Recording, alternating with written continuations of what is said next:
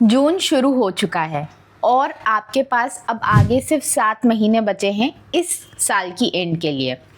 अगर आप चाहते हो कि दिसंबर तक जब आपके काफ़ी सारे रिजल्ट्स आउट हो जाएं, तब आपके पास ये खुशी हो कि यार मेरा सिलेक्शन हो गया, मैंने अच्छे से मेहनत की, मुझे रिज़ल्ट मिला और बढ़िया से अब तो मैं नौकरी पे जाऊंगा, बढ़िया से मेरी लाइफ सेटल हो चुकी है। या फिर दूसरा आपका ये सीन हो सकता है कि यार काश मैं उस वक्त मेहनत कर लेता, काश मैंने थोड़ी और मेहनत की होती, थोड़े नंबर से मेरा कट ऑफ रह गया, या मेरा प्रीलिम्स नहीं हुआ, मेंस नहीं हुआ, इंटरव्यू नहीं हुआ। अगर आप रिग्रेट नहीं करना चाहते हो तो मेरी अगले 10 मिनट बात ध्यान से सुनना। मैं जो आपको बताने वाली हूँ ये चीज़ आपको बहुत हेल्प करने वाली है एक सही डायरेक्शन देने के लिए। अगर आप चाहते हो कि मैं एक सही डायरेक्शन में मेहनत करके इसी साल अपने इस पढ़ाई वाले स्ट्रगल को ख़त्म कर दूँ, तो ये वीडियो आपके लिए परफेक्ट सोल्यूशन होने वाला है। मैं आपको बताऊँगी, चाहे आप बिगिनर हो चाहे रिपीटर हो, आपको किस तरीके से अपनी सारी चीज़ें ठीक करनी है। आप ये मत सोचो कि मुझे 2-3 साल लगेंगे बैंक एग्जाम्स निकालने में, ऐसा कभी भी नहीं होता। मैंने खुद मल्टीपल बैंक एग्जाम्स निकाले हैं 7-8 महीने में भी। मैंने शुरू किया था तो 7-8 महीने में ही मैंने पहला एग्जाम निकाल दिया था। आप भी निकाल सकते हो और ये बिल्कुल पॉसिबल है, डुएबल है। मैं कोई बहुत ब्राइट स्टूडेंट नहीं रही हूँ, मेरा भी बहुत गैप ईयर रहा है, उसके बाद मैंने वापस से तैयारी शुरू की थी एकदम ज़ीरो से। तो आप भी अगर मेरी वाली सिचुएशन में हो तो आज जिस मैं सिचुएशन में हूँ उसमें भी पहुँच सकते हो। अच्छी खासी नौकरी आपकी भी लग सकती है, अच्छी खासी लाइफस्टाइल आप भी जी सकते हो। बस आपको मेरी बात अच्छे से फॉलो करनी है। आओ शुरू करते हैं। मैं शिवानी केसवानी आपको बैंक एग्जाम्स से रिलेटेड गाइडेंस प्रोवाइड करती हूँ। मैं खुद बैंक में वर्क कर रही हूँ, 4 साल होने वाले हैं और मैं आपको बताऊंगी कि कैसे आपको सही डायरेक्शन में काम करना है। सबसे पहली चीज़, आपको मोटिवेशन या एक्साइटमेंट में काम नहीं करना है। आपको ये नहीं ढूंढना है कि जब मैं मोटिवेटेड रहूँगा, जब मैं फुल ऑफ एनर्जी रहूँगा तब मैं पढ़ाई करूँगा, नहीं, क्योंकि ऐसे दिन बहुत कम आते हैं। आप पूरे महीने में निकाल के देख लो, आपके पास 4 से 5 दिन ही ऐसे रहे होंगे जिस दिन आपका मन किया होगा कि आज मैं तरीके वाली पढ़ाई करता हूँ, बाकी दिन आपका मन नहीं करता।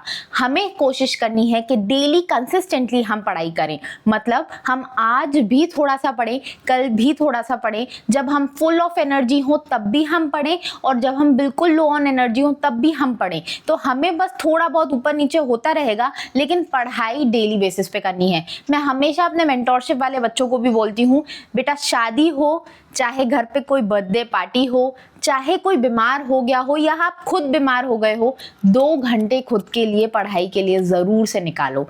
ब्रेक जैसे ही आएगा तैयारी में एक फुल स्टॉप लग जाएगा और वापस से चीज़ें शुरू करनी पड़ेंगी। आपने खुद देखा होगा, जब आप 3-4 दिन ब्रेक ले लेते हो, फिर जब चीज़ें करते हो दोबारा से तो स्पीड बहुत स्लो हो जाती है। कई सारे जो आपने ऑलरेडी चैप्टर्स कंप्लीट कर लिए अर्थमेटिक के, वो भी बनना बंद हो जाते हैं। इसीलिए ब्रेक नहीं लेना है। दूसरी चीज़, अगर आप एकदम बिगिनर हो तो आपको अभी जून और जुलाई में टारगेट आपको ये रखना है कि मेरा पूरा सिलेबस कंप्लीट हो जाए। जून में कोशिश करनी है 50-60% सिलेबस आपका कंप्लीट हो जाए, जिससे कि आपके मॉक्स में थोड़े बहुत एवरेज नंबर्स आने लग जाएं और फिर जुलाई में आपको इसको ख़त्म कर देना है। अब ये दूसरी चीज़ क्वेश्चन आ जाता है कि मॉक्स देना कब से स्टार्ट करें। भाई मॉक्स आप जितना जल्दी स्टार्ट कर पाओ देना स्टार्ट कर दो। ये मत वेट करो जिस दिन मेरा 100% सिलेबस कंप्लीट होगा उस दिन मैं दूंगा, नहीं। आपका सिलेबस कभी 100% कंप्लीट होगा ही नहीं, कभी आपको ऐसा लगेगा ही नहीं कि भाई मैंने सब खत्म कर लिया है, कभी नहीं लगेगा। लेकिन फिर भी आप एग्जाम क्लियर करोगे। क्यों क्लियर करोगे? क्योंकि आपको शुरू आज से करना है। मॉक भी दो, आज से शुरू करो, भले आप 2 हफ्ते का एक मॉक दो, लेकिन खुद को पहचानते रहो कि मेरी तैयारी सही रास्ते जा रही है नहीं। ये तो नहीं हो रहा है कि मैं 1 हफ्ता मैंने जितना पढ़ा मॉक में नंबर ही नहीं बढ़े, ऐसा क्यों हुआ? तो वो चीज़ आपको तभी पता चलेगी जब आप मॉक देना स्टार्ट कर दोगे। धीरे धीरे फ्रीक्वेंसी बढ़ाते जाना है। दूसरी चीज़, अब जब आप सिलेबस कंप्लीट करते जाओगे ना, तो आपको शुरू कैसे करना है। क्वांट्स के जो सिलेबस के टॉपिक्स हैं, मैंने वीडियो ऑलरेडी बना रखा है कि किन टॉपिक से आपको शुरू करना चाहिए, एकदम डिटेल से मैंने उसमें बताया, वो जाके आप आई बटन में देख लेना। बट अभी मैं शॉर्ट में बता देती हूँ कि जैसे आपका जो स्पीड मैथ्स वाला पार्ट है उसको पहले कर लो। DI आपकी स्पीड मैथ से थोड़ी बहुत बनने लग जाएगी। फिर 2-3 चैप्टर अर्थमेटिक के स्टार्ट कर लो, percentage, ratio, proportion, average, partnership, ages, ये सारे चैप्टर्स कंप्लीट कर लो इस महीने में और आपकी डीआई प्रीलिम्स लेवल की तो काफ़ी सारी रेडी हो जाएगी। स्पीड मैथ्स आपका ऑलरेडी हो चुका है, मतलब करना है ऑलरेडी, ठीक है। दूसरी चीज़, इंग्लिश में डेली बेसिस पे आपको रीडिंग करनी है। रीडिंग करो आप। अगर आपको रीडिंग करने से कुछ नहीं समझ में आ रहा है तो कोई story book, basic story book उठा लो, ठीक है। बच्चों की कहानियाँ जो होती है ना, वो वाली से स्टार्ट कर लो, कोई दिक्कत नहीं, कोई शर्म की बात नहीं है। आपके जैसे ही मैंने शुरू किया था, आपके जैसे ही बहुत लाखों बच्चे जो ले चुके सिलेक्शन वो भी शुरू करते थे। ऐसा उन्होंने नहीं सोचा कि भाई मैं स्टोरी बुक से स्टार्ट करूंगा तो मैं उनको कैसे कंपटीशन दूंगा जो बिजनेस स्टैंडर्ड न्यूज़पेपर पढ़ रहे हैं।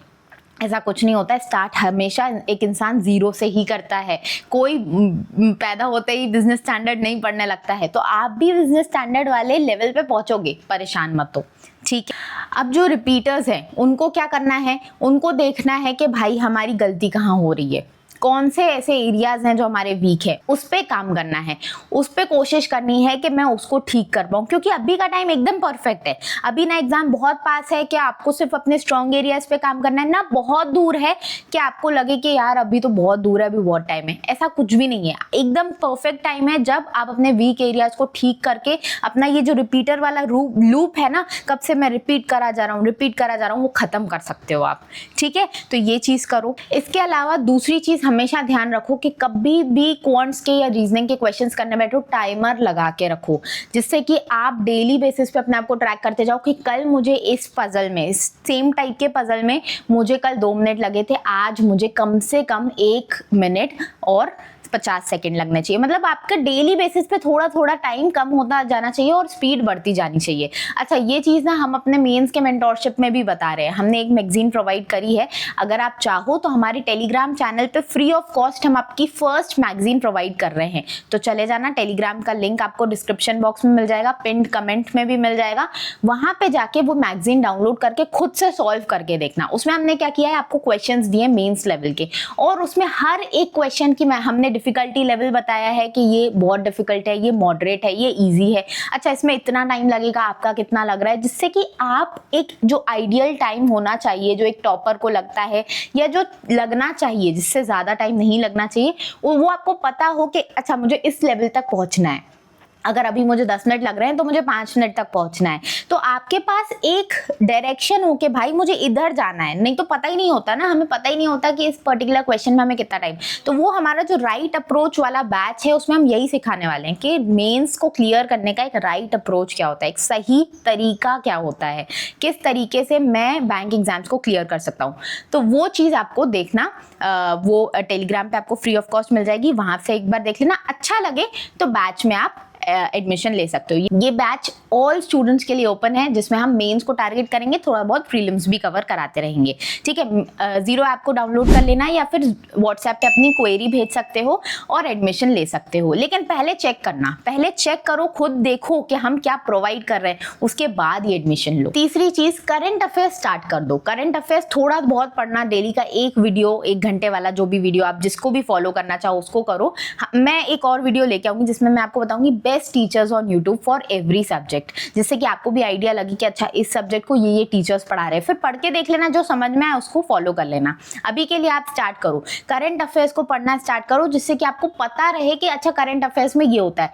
ये ना हो कि आप प्रीलिम्स आपका रेडी हो गया है और मेन सर पे है, आप करंट अफेयर्स पढ़ना ही नहीं चालू किया है, सीखा ही नहीं करंट अफेयर्स क्या होता है। तो पढ़ना शुरू कर दो, डेली का 1 घंटा रखो ही रखो। डेली का आपको पता होना चाहिए कि अभी दुनिया में आपके आसपास क्या हो रहा है। आपको अवेयरनेस डेवलप करना अभी से शुरू करना है। भाई बैंक में कल को जाके बैठोगे तो आपको ये ना हो ना कि मुझे कुछ पता ही नहीं है। लोग आ रहे हैं, कोई योजना का पैसा आ रहा है उनके खाते में, किस योजना का आ रहा है भाई, लोगों से पूछना पड़ रहा है। खुद को भी अवेयरनेस होनी चाहिए, ठीक है। इसके अलावा मॉक टेस्ट जब भी दो, प्रॉपर एनालिसिस करो, जिससे कि आपके पास एक सही डायरेक्शन, आपके खुद के मॉक्स आपको देंगे सबसे बेस्ट डायरेक्शन कि भाई ये वाली चीज अभी मेरी अच्छी नहीं है, इस पे थोड़ा सा और काम करूंगा, इस पे नंबर निकाल लूंगा तो 3 नंबर यहाँ से बढ़ जाएंगे, 2 नंबर यहाँ से बढ़ जाएंगे। तो इसी तरीके से आपको अपने नंबर बढ़ाने हैं। अंध में काम नहीं करना है कि बस पढ़ता जा रहा हूँ पूरे जहान का मैंने पढ़ लिया लेकिन पहुंचा कहीं पे नहीं। इसीलिए सही डायरेक्शन में पढ़ो। आई होप इस वीडियो से आपको कुछ डायरेक्शन मिला होगा कि आगे 2 महीने मुझे किस तरीके से तैयारी करनी है। और अगर आपको नहीं समझ में आता और डिटेल्ड गाइडेंस चाहिए तो हमारा मेंटोरशिप प्रोग्राम आपके लिए ओपन है।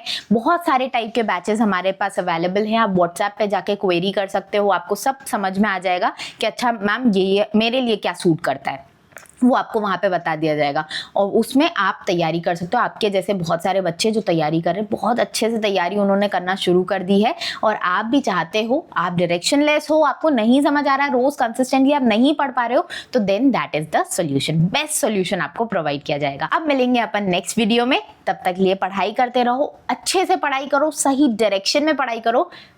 Take care, bye bye.